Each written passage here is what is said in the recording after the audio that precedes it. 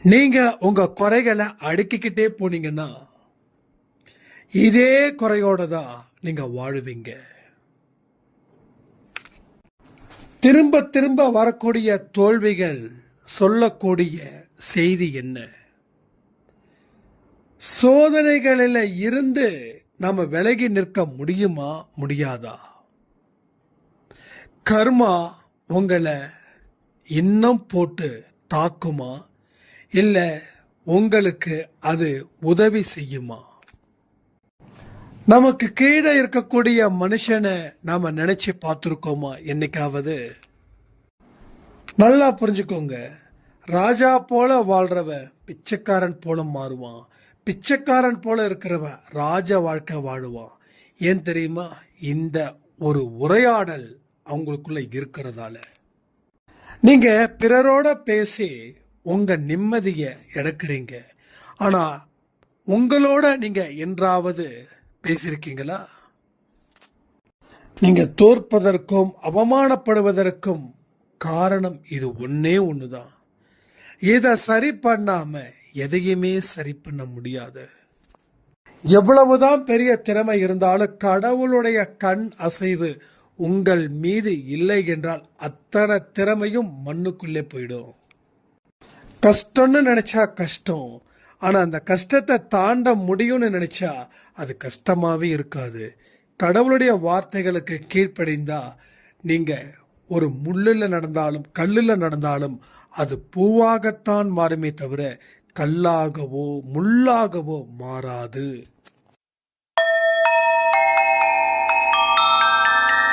ஓம் சாயிரா சாயிரா, ஓம் சாயிரா சாயிரா, ஓம் சாயிரா சாயிரா, அன்பே சாயிரா, பேரன்பே சாயிரா, அகிலம் தளிக்க ஆத்மா விழிக்க அனுதினம் சாயிரா, எங்கள் அன்பே சாயிரா.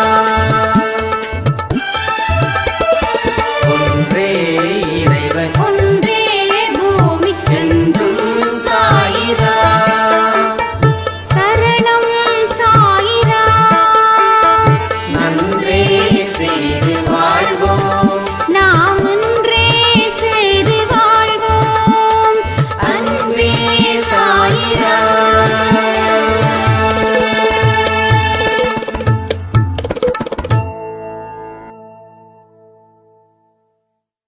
சாயிரா. என் உயிரின் உயிரானவர்களே, வெறுத்தவர்களை நம்ம திருப்பி வெறுத்தா என்ன ஆகும் அப்படின்னு 12 மணி பதிவில் நாம இன்னைக்கு சொல்லியிருந்தோம். ஒரு சாய்ராமுடைய எக்ஸ்பீரியன்ஸ் எந்த அளவுல இருக்குது அப்படின்னா, என்னுடைய வாழ்க்கையில பல இடத்துல பல மனுஷங்களால நான் வெறுக்கப்பட்ட, நிதானத்தையும் இழந்த, பொறுமையும் இழந்த, நம்பிக்கையையும் நான் இழந்த.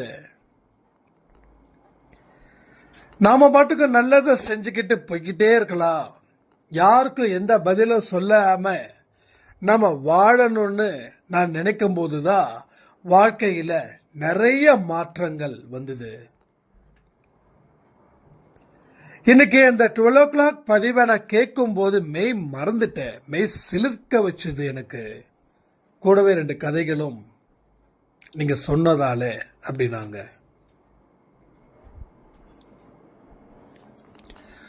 ஒவ்வொரு மனுஷனுடைய வாழ்க்கையிலையும் சாயப்பா தீபத்தை ஏற்றுவார். அதுக்கு மனுஷனுக்கு தேவையான நல்ல குணங்கள் இங்க இருந்துருச்சு அப்படின்னா அந்த நல்ல குணத்தை வச்சுதான் அவர் தீபத்தை ஏற்றவே முடியும். ஒரு தீபம் ஏற்றணும்னா என்ன வேணும்? எண்ணெய் வேணும், திரி வேணும், விளக்கு வேணும். எண்ணெயும் திரியையும் வச்சுட்டு ஏற்ற முடியாதுல்ல. இதுக்காவது ஒரு பிடிப்பு இருந்தால் தானே அது எண்ணெய் ஊற்ற முடியும். அப்ப இந்த மூன்றும் ஒரு மனுஷனுக்கு மிக முக்கியம். என்னதுங்க இதுன்னா நம்பிக்கை, பொறுமை, சகிப்புத்தன்மை. இந்த மூன்று குணங்களும் ஒரு மனுஷன் கடைசி வரைக்கும் அதை பத்திரமா புதையல் போல பொக்கிஷம் போல வச்சு இருந்துட்டானா போதும், அவன் வாழ்க்கையில கடவுள் தீபத்தை ஏத்த மாட்டாரா? ஒவ்வொரு மனுஷனும் நினைச்சு பார்க்கறான், வாழ்க்கையில இவ்வளவு கஷ்டமா, இவ்வளவு போராட்டமா. இதை நினைச்சு பார்த்து எதுவுமே செய்யாம டயர்டாகி நிக்கிறவன் உலகத்துல ஜாஸ்தி. வேலை செஞ்சா கூட இவ்வளோ டயர்டு இருக்காது, ஆனா வேலை செய்யாமலே இவ்வளவு டயர்டு. அதான் மனசுடைய மிகப்பெரிய ஒரு சக்தின்னு கூட வச்சுக்கலாம். உடம்பு வச்சு எவ்வளவு பலத்தை வேணாலும் தூக்கலாம். கொஞ்சம் டயர்ட் எடுத்தா உடம்பு சரியாயிடும், உடம்பு ரெஃப்ரெஷ் ஆயிடும், உடம்பு ஃப்ரெஷ் ஆயிடும். பட் அட் சேம் திங் மைண்டுக்குள்ள இருக்கக்கூடிய பாரத்தை கரைக்கிறதுன்றது அவ்வளவு ஒரு எளிமையான வழி அப்படின்றது இல்லை. அதனாலதான் இவன் எப்ப பார்த்தாலும் இவ்வளவு பிரச்சனை எனக்கு இருக்குதுன்னு சொல்லி அவனுடைய மைண்ட் டயர்ட் ஆகுதே தவிர உடல் டயர்ட் ஆகல. அவன் மைண்ட் டயர்டாகி ஃபைனலா மைண்ட் என்ன சொல்லுதோ அதை இந்த உடல் கேட்க வேண்டிய ஒரு கட்டாயத்தில் அது அமைஞ்சிடுது. நீங்க நல்லா இருப்பீங்கன்னு நம்பி பாருங்களேன், அதுவே மிகப்பெரிய மந்திரம். என்னால சுகமான ஒரு வாழ்க்கையை வாழ முடியும் அப்படின்னு நினைச்சு பாருங்களேன், அதுவே மிகப்பெரிய மந்திரம். என்னால யாருக்கும் எந்த கெடுதலும் செய்யாம சிறப்பான ஒரு வாழ்க்கையை, நல்ல தொடக்கத்தை என்னால கொடுக்க முடியும்னு நினைச்சு வாழ்ந்து பாருங்களேன், அதுவே மிக மிக மிகப்பெரிய ஒரு மந்திரம். ஆனா இத மனுஷ காது கொடுத்து கேட்கவே இல்லை. மனுஷன் எதை காது கொடுத்து கேட்கிறான் அப்படின்னா, தன்னால முடியாதுன்னு யாராவது சொன்னா அதுக்கு கடவுளுடைய வாக்குன்னு நினைச்சு அதை அவன் வாழ்நாள் முழுவதும் அந்த வாக்கை அவன் கடைபிடிக்கிறான். என்னைக்கு நம்ம மைண்ட் அளவுல டயர்டா இருக்கோமோ அன்னைக்கு உருப்படியான எந்த ஒரு வேலையையும் நம்மால செய்யவே முடியாது. மனசு சரியில்லைப்பா, ஆரத்தி எடுக்கல. மனசு சரியில்லைப்பா, சச்சரித்திரம் படிக்கல. மனசு சரியில்லை, வேலை செய்ய முடியல. மனசு சரியில்லை, சாப்பிட முடியல. மனசு சரியில்லை, தூங்க முடியல. சொல்றோமா இல்லையா? அப்போ மனசு அப்படின்ற ஒண்ணு சரியா இருந்தா மட்டும்தான் நீ எப்பொழுதும் சரியா இருப்ப. மனசு வீக்கா ஆயிடுச்சுன்னா நீ வீக்கா மாறிடுவ. அப்போ கடவுள் தீபத்தை ஏத்த மாட்டாரு. ஏன்னா தீபத்துக்கு உண்டான எந்த விதத்திலையும் அதை ஏத்துவதற்கு அங்க ஆயத்த பணிகள் எதுவுமே நடக்கல. உன்னுடைய கடுமையான மனசை நீ கொஞ்சம் லேசாக்கி அதுல நீ வாழ்ந்து பாரு. நீ மனச லேசா வச்சிருக்க நீ ஒரு பக்கம் சந்தோஷமான ஒரு தருணம் அது ஓபன் ஆகும்.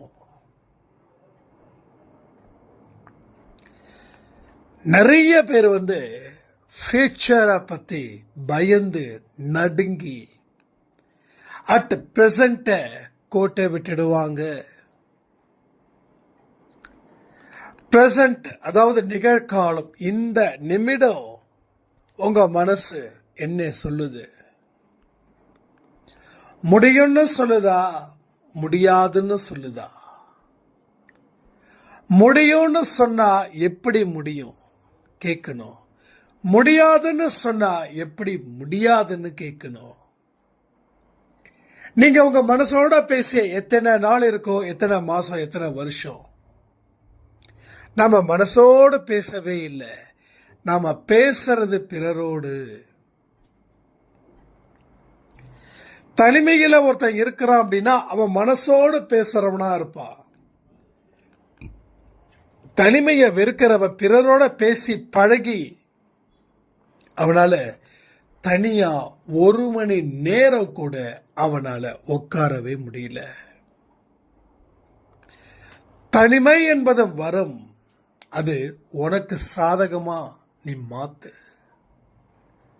போன வாரம் கூட நம்ம பதிவில் சொல்லியிருந்தோம்ல, தனிமை ஒரு வரம்.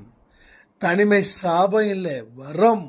உன்னை சீர்படுத்த, உன்னை செதுக்க, நீ உன்னோட மனதோடு அளவில்லாத உரையாடலை நடத்த, உனக்கு தனிமை என்ற வரத்தை நீ சரியா பயன்படுத்து.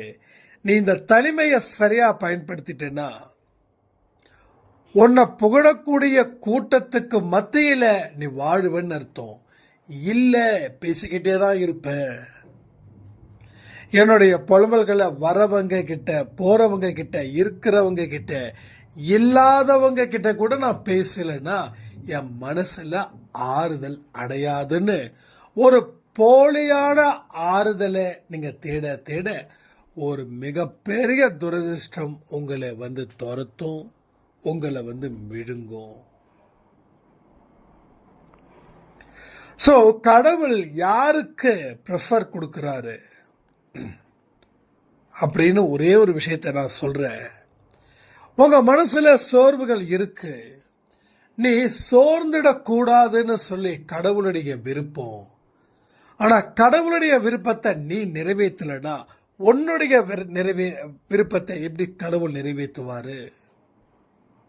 நான் சரியா இருந்தா எல்லாம் சரியா இருக்கும், நீ சரியா இருந்தாதான் நான் சரியா இருப்பேன்னா எந்த காலத்திலையும் நீ சரியாயிட முடியாது. அவனை மாற சொல், நான் மாறுறேன். அவன் மாறாம நான் மாற மாட்டேன் அப்படின்னா அவனும் மாற மாட்டான், நாமளும் மாற மாட்டோம். ஸோ மாறாத ஒரு வாழ்க்கைய நீங்க வாழ ஆரம்பிச்சிட்டு இருக்கீங்க. அது உங்களுக்கு எல்லா இடத்துலையும் துன்பங்களை விதையா விதைக்கும்.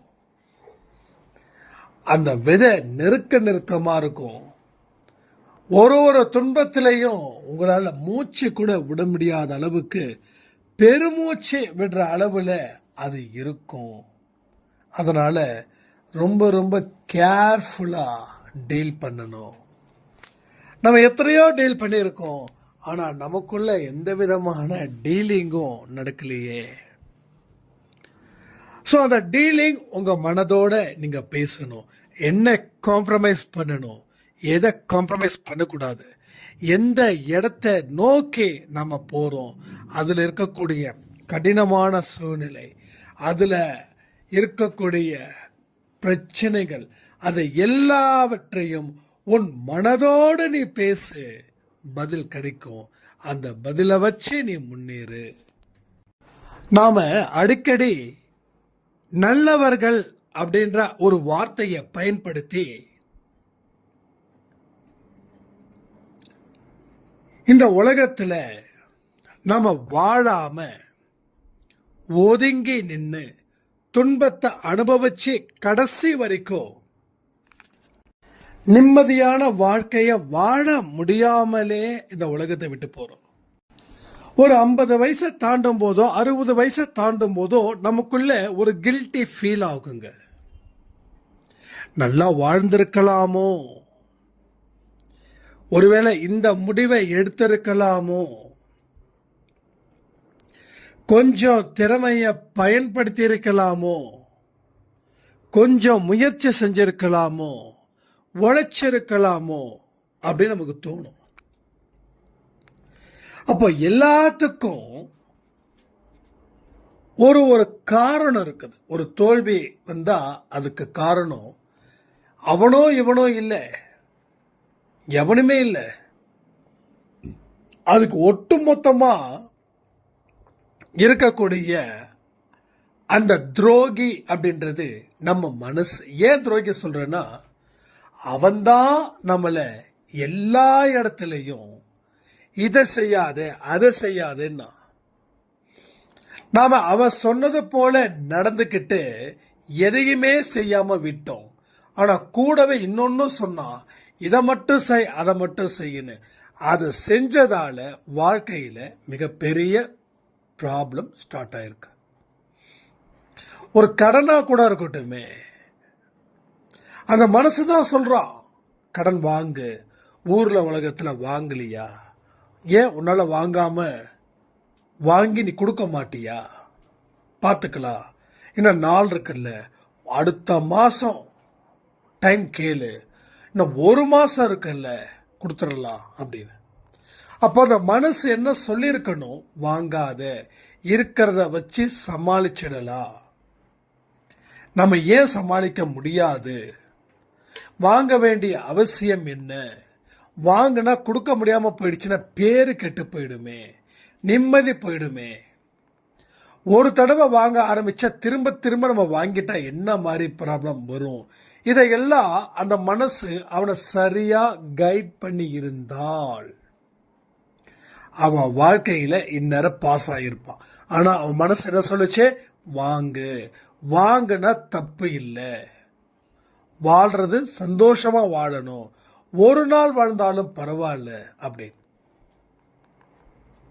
ஸோ நிறைய பேரை உதாரணம் சொல்ல முடியும். அன்பிசாய் ஃபேமிலியிலேயே ஒரு சாய்ராம் கணவருக்கு தெரியாம ஃபினான்ஸ் வாங்கி கிட்டத்தட்ட 4-5 வருஷமா வாங்கி ஒரு ஸ்டேஜுக்கு மேலே சமாளிக்க முடியாதுன்னும் போது கணவர்கிட்ட சொன்ன உடனே கணவர் டோட்டலாக அப்செட் ஆகி கணவர் தற்கொலையே பண்ணிக்கிட்டார். இது உண்மை ஸ்டோரி. ஏன்னா அந்த அளவுக்கு அந்த அம்மா கடன் வாங்கி வச்சிருக்காங்க. இதை கேட்கும் போது எனக்கு தர்ம சங்கடமாக போயிடுச்சு. என்ன ஏதுன்னு கேட்டால் இது மாதிரி தான். ஏன்னா அவங்களும் ஒரு வியாபாரம் பண்ணுறாங்க, கணவரும் ஒரு வியாபாரம் பண்ணுறாரு. கணவர் தன்னோட மனைவி வீட்டில் சும்மா இருக்கக்கூடாதுன்னு மனைவி அறிவுறுத்தலின் பேரில் தான் அவர் தொழில் தொடங்கவே அனுமதிச்சாரு. பட் மனைவி சரியாக பயன்படுத்திக்காம கடன் மேலே கடன், வீட்டில் எல்லா பொருளையும் என்னுடைய லாபத்தில் தான் நான் வாங்கி போட்டேன் அப்படின்னு ஒரு விதமான ஒரு மாய தோற்றத்தை ஏற்படுத்தி கடைசியில் எல்லாரும் அவங்கள இறுக்கி பிடிக்கும்போது கணவர் கிட்டதோ பொட்டுன்னு தேங்காய் உடைக்கிற மாதிரி உடைச்ச உடனே அவர் தூக்கிலே மாட்டி இறந்து போயிட்டாங்க. அப்போ எவ்வளவு பெரிய ஒரு விஷயம், நமக்கு மட்டும் பாதிப்பு இல்லை, நம்ம சுற்றி இருக்கிறவங்களுக்கும் எவ்வளவு பெரிய ஒரு பாதிப்பு. நம்ம எடுக்கிற முடிவு சொல்கிறேன், எடுக்கிற முடிவு தவறாக இருந்ததுன்னு தெரிஞ்சும் நாம் அந்த முடிவை எடுக்கிறோன்னா என்ன சொல்ல முடியும்? இப்போ நமக்கு தெரியும் இந்த காசை இவ்வளவு வாங்கி கண்டிப்பாக கொடுக்க முடியாம தான் போகும். ஏன்னா 5 வருஷம் 6 வருஷம் எக்ஸ்பீரியன்ஸாக இருக்கிறவங்களுக்கு தெரியாதா? அப்புறம் பார்த்துக்கலாம், இங்கே வாங்கி அங்கே கொடுக்குறோம், அங்கே வாங்கி இங்கே கொடுக்குறோம். இந்த மாதிரி ரொட்டேஷன் ஒரு இடத்துல லாக் ஆச்சுன்னு வச்சுக்கோங்களேன், எழுந்திருக்க முடியவே முடியாது. என்னோட லைஃப்லேயும் அப்படிதான். இங்கே வாங்கி அங்கே கொடுப்பேன், அங்கே வாங்கி இங்கே கொடுப்பேன். ரொட்டேஷன் பண்ணுறதே வேலையாக போயிடுச்சு. அப்போ ஒரு இடத்துல ஸ்டாப் ஆகிடுச்சு, அவ்வளோதான், முடிஞ்சுது. கொடுக்கறத நிறுத்திட்டா கொடுத்தவன் நம்ம மூச்சை நிறுத்திடுவான். அந்த அளவுக்கு அவனுடைய ஒரு 6வது முகத்தை நம்ம பார்க்க முடியும். அது ரொம்ப கொடூரமானதாக இருக்கும், கொடுமையானதாக இருக்கும். பணம் வாங்கும்போது இவனா இப்படி பேசினா, பணம் இப்போ திருப்பி தரல உடனே அவன் டோட்டலாக அவனோட ஆங்கிள், அவனுடைய செட்டப்பு, அவனுடைய ஸ்டேட்டஸு எல்லாமே டோட்டலாக டிஃப்ரெண்ட்டாக போயிடும். ரொம்ப ஹார்டான வார்த்தை அவன் பயன்படுத்துவான், மோசமான வார்த்தைகளை திட்டுவான். இதை தாண்டி உயிர் வாழ்றது ரொம்ப கஷ்டம், ரொம்ப சிரமம். அதையும் தாண்டி தான் நம்ம வந்திருக்கோம், வாழ்ந்துக்கிட்டு இருக்கோம். அப்போ எடுத்த முடிவு ஒன்றை மட்டும் பாதிக்கல, உன் குடும்பத்தையே பாதிக்குதுன்ற விஷயம் இந்த வயசுல தான் நமக்கு தெரியுது. அப்போ இது இப்பதான் தெரியுதா அப்படின்னா அப்பவே தெரிஞ்சிருக்கும். நாம நமக்குள்ள சரியான முறையில் முடிவெடுத்திருந்தா இன்னைக்கு ஒரு உயிரை காப்பாற்றிருக்கலாம் இல்லையா? கண்டிப்பா உயிரை காப்பாற்றிருக்கலாம். இப்போ கடன்காரன் விட்டுருவானா, என்னோட கணவர் இறந்துட்டாருங்க அப்படி சொல்லி விட்டுருவானா? இன்னமும் நெருக்கடி ஜாஸ்தியாக தான் இருக்கு. அவங்களுக்கு என்ன செய்ய முடியும்? எடுத்த முடிவு சட்டுன்னு எடுத்துடுறோம், ஒரு நிமிஷமோ இல்லை ஒரு மணி நேரத்தில் இல்லை ஒரு நாள்லையோ. ஆனால் ஏன்டா இந்த முடிவை எடுத்தோன்னா ஆயுசுக்கும் அழ வேண்டிய சிச்சுவேஷன் வந்து சேருது. இப்போ தீரும் அப்போ தீரும்னு நினைக்கிறோம், அது தீரல. ஆனால் புதுசா தலைமையில ஏறுதே, புதுசா நம்மளை சித்திரவதைய கொடுக்குதே. அப்போ இனிமேலாவது நாம சுய உணர்வோட சுய அறிவோட நம்ம வாழ வேண்டாமா? வாழ்வதற்கு நாம தயாரா இருக்க வேண்டாமா? தொலைச்சத போதும் அப்படின்னு நினைக்கிறவங்க உங்களை செதுக்க ஆரம்பிச்சிடுங்க. தொலைச்சத போதும் அப்படின்னு நினைக்கிறவங்க உழைக்கவும் ஆரம்பிச்சிடுங்க. தொலைச்சத போதும்னு நினைக்கிறவங்க கடவுளுடைய அருளை பெறுவதற்கு முயற்சி செய்யுங்கள். கடவுளோட அருளை பெறாம ஒரு அடி கூட எடுத்து வைக்கவே முடியாது. கடவுளோட அருள் இருந்தாதான் திறமையானவன் இன்னும் மேலும் சிறப்பான ஒரு வாழ்க்கையை அவன் அனுபவிப்பான். கடவுளுடைய அசைவு இருக்கணும். இங்க சாய்ராம் சொல்லியிருந்தாங்க, என் மகன் நல்ல படிப்புங்க, யூனிவர்சிட்டியில டாப் லெவல், ஆனால் அவனுக்கு இப்போ வரைக்கும் வேலை கிடைக்கல, என்னால் புரியல அப்படின்னா. அதான் நான் சொன்னேன், கடவுளுடைய ஆசீர்வாதத்தை வாங்குங்க. அவங்க சொன்னது என்ன தெரியுமா? நாங்கள் கோயிலுக்கு கூட போனது இல்லைங்க, கடவுள் பக்கம் சூடத்தை கூட நாங்கள் சரியாக காட்டினது இல்லைங்க அப்படின்னா. அப்போ எதுவுமே செய்யலைன்னா கடவுள் அள்ளி கொடுத்துருவாரா? இப்போ நீங்கள் கேட்கலாம், இப்போ எல்லாம் செஞ்ச கடவுள் எங்களுக்கு அள்ளி கொடுத்துட்டாரா? எல்லாம் செஞ்சும் கடவுள் அள்ளி கொடுக்க மாட்டாரு, எதுவுமே செய்யலைனாலும் கடவுள் அள்ளி கொடுக்க மாட்டாரு. ஆனால் கடவுள் தன்மையோட நாம இருந்தாதான் கடவுள் அள்ளி கொடுப்பார். இப்ப ராமரை கடவுளா நினைக்கிறோம், ஆனா ராமருக்கு குரு யாரு? அந்த குருவை வணங்கி தானே ராமர் தன்னுடைய கடமைகளை செய்கிறாரு. அதே போல கிருஷ்ணனுக்கும் குரு இருக்குதுன்னு சொல்றாங்க, பேர் சரியா ஞாபகம் இல்ல. ஒரு கடவுளுக்கே குரு தேவைப்படுதுன்னா சாதாரண மனுஷனா இருக்கக்கூடிய நமக்கு தெய்வம் தேவைப்படாதா? அப்போ நம்ம எந்த அளவுல பலகீனமா இருக்கோம், முடிவு எடுக்கிறது இல்ல, நம்ம வாழ்க்கையை தீர்மானிக்கிறது இல்ல. உன்னை நீ சரியா கணிக்காம இருக்கிறதால உன்னையே உன்னால புரிஞ்சுக்க முடியலையே, மற்றவங்களை உன்னால எப்படி புரிஞ்சுக்க முடியும்? ஆனா நீ சொல்லுற என்னை யாரும் புரிஞ்சுக்க மாட்டேன்றாங்கன்னு. அப்பயும் அடுத்தவனுடைய தலையை தான் நம்ம பதம் பார்ப்போமே தவிர நமக்குள்ள இருக்கக்கூடிய விஷயத்தை நாம பேசி தீர்த்துக்கவே மாட்டோம். அப்ப கடவுள் சொல்லக்கூடிய வார்த்தைகளை செவி கொடுப்பவர்கள் யாராக இருந்தாலும் சரி,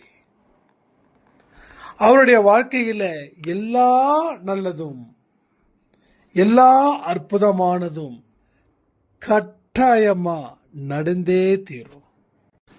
அவருடைய வழியில நாம நடக்கும்போது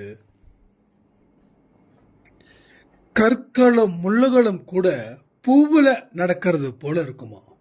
இத நான் நிஜமாவே அனுபவிச்சேங்க.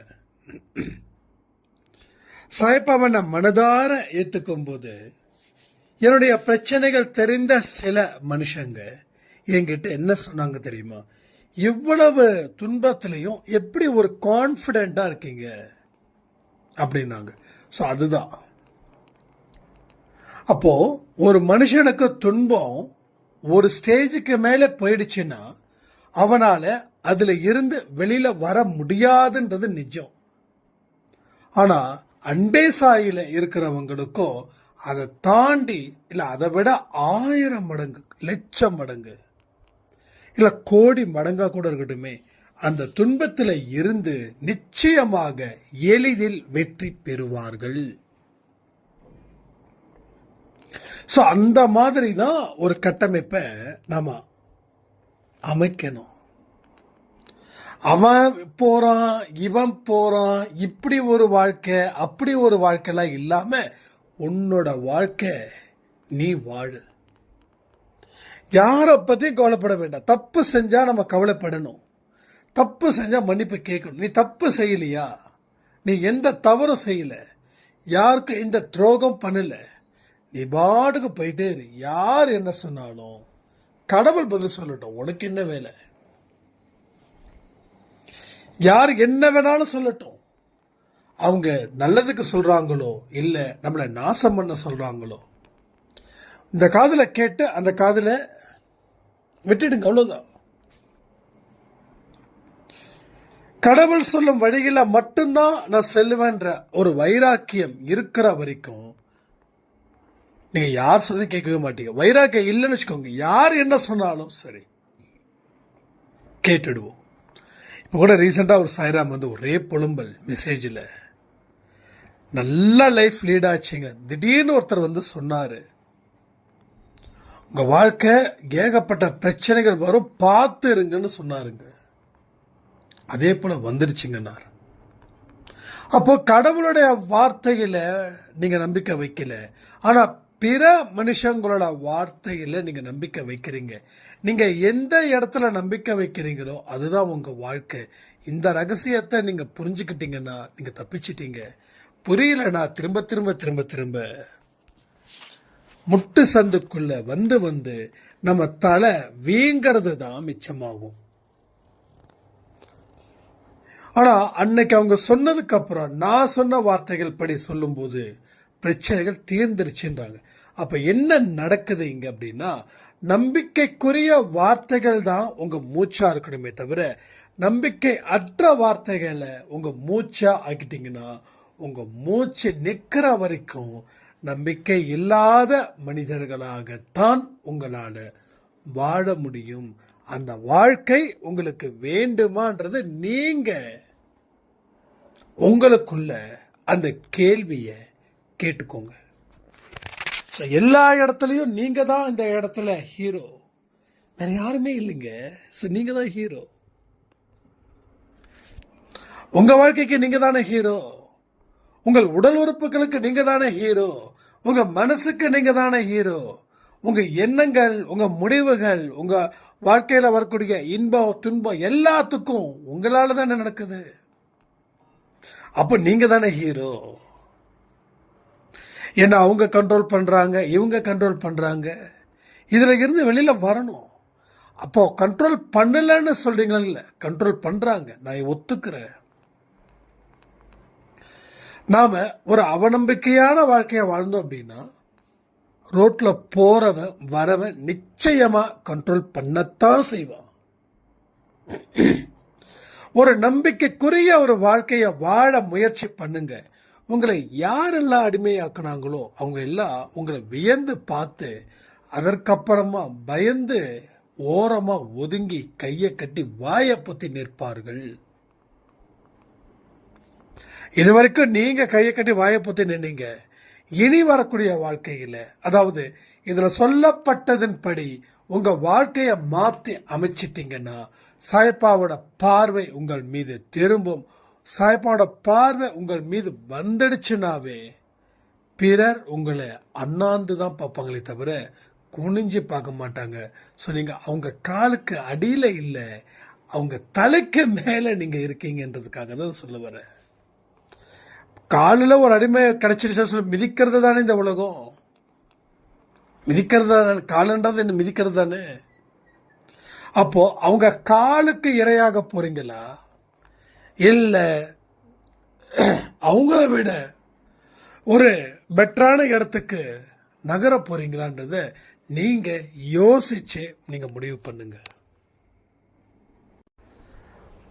அப்போ ஒரு மனுஷனால நடப்பவை நன்மைக்கேன்னு எப்ப சொல்ல முடியும் அப்படின்னா, அவன் கடவுளுடைய ஐக்கியமா இருந்தால் மட்டுமே. சும்மாலாம் சொல்லிட முடியாது நடப்பவே நன்மைக்கு தானே அப்படின்னு. ஒரு மனுஷன் இருக்கான், அவனுக்கு கடவுள் தொடர்பே கிடையாது, அவன் சாதாரண ஒரு மனுஷன், அவனுக்கு தன்னை காப்பாற்றிக்கிறதுக்காக எதை வேணாலும் செய்யக்கூடியவன். அவனுக்கு வாழ்க்கையில துன்பம் வந்துருச்சுன்னா நடப்பவை நன்மைக்கே இல்லை, நடப்பவை அத்தனையும் தீமைக்கே. ஏன்னா சுயநலம் கடவுள்கிட்ட இருந்து நம்ம விலகி நிற்கக்கூடிய சூழ்நிலை வரும். என் குடும்பம், என் வாழ்வு எல்லாம் என்னோடது, என் குடும்பம் மட்டும் நல்லா இருக்கணும், என் குடும்பம் மட்டும் சம்பாதிக்கணும் அப்படின்றவங்களுடைய வாழ்க்கை மிகப்பெரிய அளவில் வீழ்ச்சியை அது ஏற்படுத்தும். அதாவது நாமெல்லாம் கீழே விழுந்தா அடிதான் படும், ஆனா அவங்க எல்லாம் கீழே விழுந்தாங்கன்னா உயிர் இருக்கும், அடி பலமா இருக்கும். அதனாலதான் திரும்ப திரும்ப சொல்ற, சுயநலம் கடவுளுக்கு இருக்கக்கூடிய மிகப்பெரிய ஒரு எதிரி. அதை சரி பண்ணாம எதையுமே நம்மால சரி பண்ணவே முடியாது. ஒன்றும் இல்லைங்க, ஒரு சாய்ராம் வெறும் 66 ரூபாயோ 67 ரூபாயோ கூகுள் பே அனுப்பி என்கிட்ட திருப்பி ஒரு விஷயம் சொல்கிறாங்க, தம்பி இவ்வளோதான் என்கிட்ட காசு இருந்தது, இதை அன்னதானத்துக்கு வச்சுக்கோங்க அப்படின்னு. அதில் வெறும் 67 ஏன் சொன்னேன் அப்படின்னா, நீங்கள் அப்படிதானே நினைப்பீங்க, 67 ரூபாலாம் அனுப்புகிறாங்களா? எஸ், கொடுக்கக்கூடிய மனசு கடவுள் விரும்புகிறார். அப்போ அந்த 67 ரூபா தான் வச்சிருக்காங்க அப்படின்னா அவங்க கிட்ட காசு இல்லைன்னு அர்த்தம். புரியுதா உங்களுக்கு? அந்த 67 ரூபாய்க்கு மேலே ஒரு ரூபா கூட இருக்காதுன்னு அர்த்தம். அதனால தான் இருக்கிற காசை அனுப்புகிறாங்க. இப்போ கடவுள் இவங்களை விரும்புவாங்களா இல்லை பிறரை விரும்புவாங்களா? நான் அதான் ஒன்று சொன்னேன், இருக்கிற காசை நீங்கள் 67 ரூபா கொடுத்துருக்கீங்க, தயவு செய்து நான் ஒன்று சொல்கிறேன், தயவுசெய்து ஏற்றுக்கோங்க அப்படின்னு சொல்லி நான் அவங்களுக்கு 500 ரூபா கொடுத்தேன். அப்போ அவங்க தான் சொல்கிறாங்க, ஹாஸ்பிட்டல் செலவுக்கு கூட என்ன பண்ணுறதுன்னு தெரியலப்பா, அதுக்கு 300-400 ரூபா ஆகும், தெய்வமாக பார்த்து சாயப்பாவே அனுப்பி வச்சிருக்காரு. எஸ்மா, சாயப்பா தான் அனுப்பி வச்சிருக்காரு அப்படின்னு. அப்போ என்ன நடந்தது? அந்த 67 ரூபா அவங்க எனக்கு அனுப்பலைன்னா அவங்களுக்கு என்ன தேவைன்றது எனக்கு எப்படி தெரியும்? அப்போ இது கேட்கும்போது இவ்வளோதான்ப்பா இருந்தது அப்படின்னு சொல்லும்போது நான் திருப்பி கடவுள் கொடுத்த ஒரு வழிதான். நானா நம்ம சுயமாக யோசிக்கிறதுலாம் கிடையாது. அனுப்பு 500 ரூபா, அவ்வளோதான், சட்டுன்னு அனுப்பியாச்சு. அனுப்பின உடனே தான் அந்த அம்மாவுடைய மனசு எப்படிப்பட்டதாக இருக்குதுன்னு நான் தான் சொன்னேன், நீங்கள் அனுப்புங்கம்மா, ஆனால் பார்த்து இது பண்ணுங்க, நீங்கள் கவலைப்படாதீங்க. இல்லை தம்பி, ரொம்ப நன்றி தம்பி அப்படின்னாங்க. நீங்கள் யோசிச்சு பாருங்கள், நமக்கே காசு இல்லை, நம்ம ஏன் அனுப்பணும் அப்படின்னு அவங்க போனால் யார் கேட்க போகிறாங்க? கொடுத்தே ஆகணும்னு கணக்கு இருக்கா? இல்லை. அது அன்பே சாய் குடும்பத்தில் நம்ம வந்துட்டோம், நம்ம செய்ய வேண்டிய நல்ல விஷயத்தை நம்ம கண்டிப்பாக செய்யணும் அப்படின்ற ஒரு முயற்சி. அப்போ இந்த முயற்சிக்கு அவங்களுக்கு இந்த ஜென்மத்திலேயே நல்ல ஒரு வழியை கடவுள் கொடுப்பார். என்ன ஒரு அவங்க குடும்பத்துக்குள்ள நடந்துச்சுன்னா, பையன் ரொம்ப நாள் கல்யாணம் ஆகாமல் இருந்திருக்காரு, பையனுக்கு கல்யாணம் பண்ணி கொடுத்துட்டாங்க. கொடுத்த உடனே கொஞ்ச நாள் சந்தோஷமா இருந்திருக்காங்க. அதுக்கப்புறம் உங்க அம்மாவால் ஏகப்பட்ட பிரச்சனை வருது, அதனால நம்ம வேற ஒரு வீடு பார்த்துக்கலாம், இல்லைன்னா அம்மாவை வேற எங்கேயாவது தனியாக குடி வைக்கலாம் அப்படின்னு அவங்க மனைவி சொன்ன உடனே, நாம் ஒரு வீடு பார்த்து வாடகை கொடுத்து கட்டுப்படி ஆகாது, எனக்கு தெரிஞ்சவங்க வீடு இருக்குது, அது வாடகை ஃப்ரீ தான், ஃப்ரீ வாடகை, சும்மா வீடை பார்த்துக்கிட்டா மட்டும் போதுமா, பின்னாடி இந்த அம்மா சொல்ல எனக்கே அழுக வந்துடுச்சு. வீட்டை பார்த்துக்கிட்டா போதும்னு சொல்லிட்டு என் பையன் இங்கே வந்து குடி வச்சான். ஒரு ஓலை வீடுப்பா, ஒரு கைத்து கட்டில் ஒன்று இருந்தது, அதை வந்து அந்த வீட்டுக்கார அம்மா எனக்கு கொடுத்தது. இப்படிதான்ப்பா என் பழப்பு போகுது அப்படின்னு. ஸோ எல்லாருடைய வாழ்க்கையிலையும் தாங்க முடியாத துன்பமும் அழுகையும் இருக்குதுங்க. நாம நினைக்கிறோம் நமக்கு தான் பிரச்சனை இருக்கு. சத்தியமா சொல்றேன், நம்மளை விட கோடிக்கணக்கான மக்கள் ஒரு பெரும் சுமையோட, கனத்த சுமையோட வாழ்ந்துக்கிட்டு தான் இருக்காங்க. இது மறந்துடாதீங்க, தயவு செய்து சொல்றேன். நீங்க 10 பேரை பார்க்குறீங்கன்னா நான் 1000 பேரை பார்க்குறேன். நீங்க 10 பேரை எப்படி பார்ப்பீங்கன்னா உங்களுடைய வசதிக்கு என்னவோ அவ்வளோதான் பார்க்க முடியும். நானும் அப்படிதான். நான் இங்க பொது வெளியில இருக்கிறதால எல்லோருடைய விஷயத்தையும் நான் கேட்கிறேன். அந்த அனுபவத்தின் படி சொல்றேன்.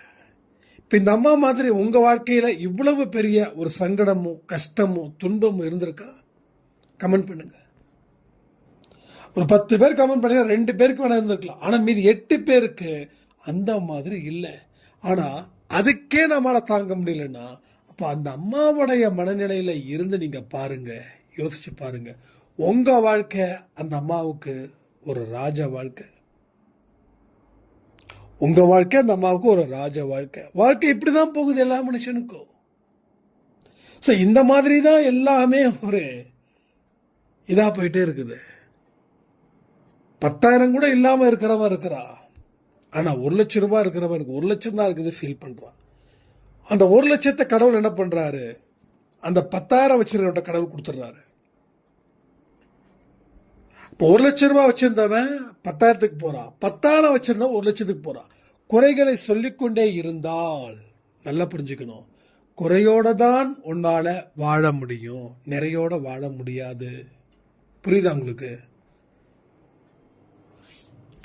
ஸோ இந்த புரிதலை மட்டும் நீங்க புரிஞ்சிட்டீங்கன்னா இனி வாழ்க்கையில எந்த இடத்துலையும் சரி நீங்க உங்க குறைகளை ஒரு பெரும் குறையாக நினைக்கவே மாட்டீங்க. அவ்வளவு பெரிய ஒரு விஷயங்கள் தான் நம்ம வாழ்க்கையில நம்மளை சுத்தி நடக்குது. ஆனா நமக்கு தெரிஞ்சும் தெரியாமலும் போறோம். சில நேரத்துல தெரியாமலே வாழ்ந்துகிட்டு இருக்கோம். சில நேரத்தில் முழுசா தெரிஞ்சும் அதை கண்டுக்காம போறோம். இதுதான் இங்க எல்லோருடைய வாழ்க்கையிலையும் நடக்குது.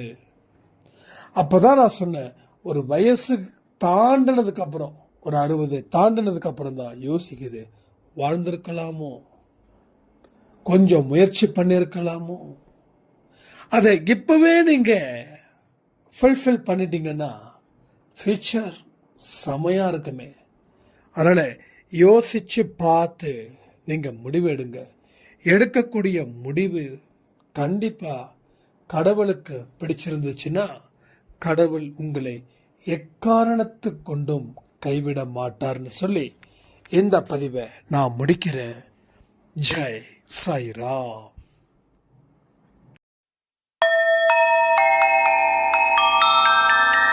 ஓம் சாயிரா.